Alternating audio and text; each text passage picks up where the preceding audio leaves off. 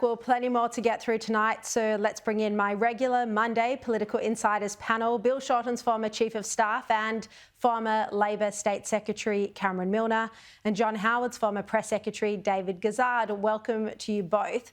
Well, let's turn to the polling today. We saw both the Resolve poll in the Herald and Newspoll, which spell more bad news for Albanese.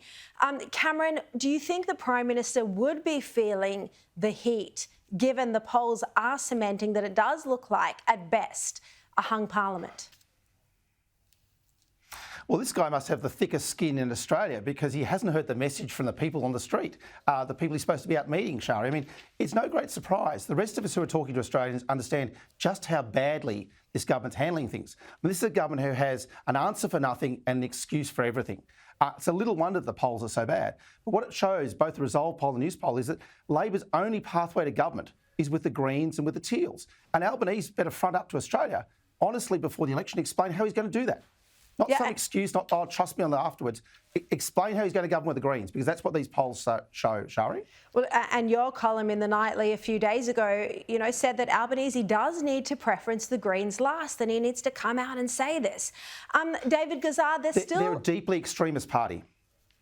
They are indeed.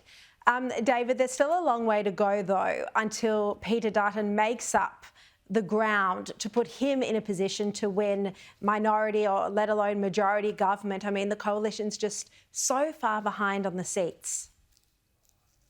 Yeah, I think that's right. I mean, the most likely pathway forward at the moment is you see a minority government either way. That said, there's a long way to go. Most people don't make up their mind until very late in the campaign. And we haven't seen any policies yet really effectively from the coalition. So once that starts and people start making up their mind, but there's only been one-term government in Australia's history since Federation, the 31 Scullin government. So just on sheer history alone, you'd have to say that most people would be very careful about switching their vote this time round. That said, you've seen a compression of voting habits at state elections, bigger swings, shorter durations of government. So, this landscape has changed a lot since the Scullin government, no doubt about that. Since nearly 100 years ago. And Labor's primary anyway at the last election was just 33%, a record low, and it's only fallen since then. Now, Peter Dutton gave a major speech on nuclear energy policy today. Cameron, the opposition leader said that if the state premiers supported his plan, he'd be able to get it up and running pretty quickly. But the issue is that most of the states, at this point anyway, don't support it. Well, that's right. And I think even David Crisafulli in Queensland said that he won't go nuclear even if he wins the Queensland state election. So, yes, there's that problem.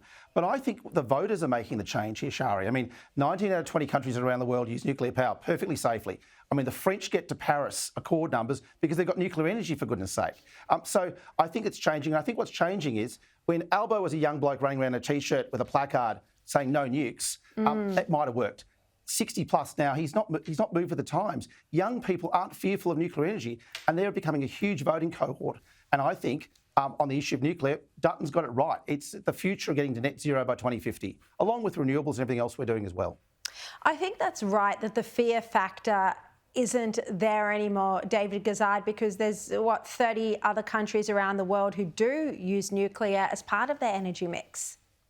Yeah, that's right. And the seal was well and truly broken on this by Anthony Albanese himself when he backed the AUKUS plan, which is going to put nuclear submarines into our harbours over the next sort of 2 decades. So it's pretty hard to say, well, we won't let you have a nuclear power station anywhere near you, but we're going to have sailors sitting on top of one in submarines that we've endorsed and paid for. So I think Cameron's right, and the test of what he has just said is the fact that Peter Dutton has made multiple announcements about nuclear. So he clearly sees it as an iterative process that is winning him votes, not losing him votes between now and the election. Yeah, all right.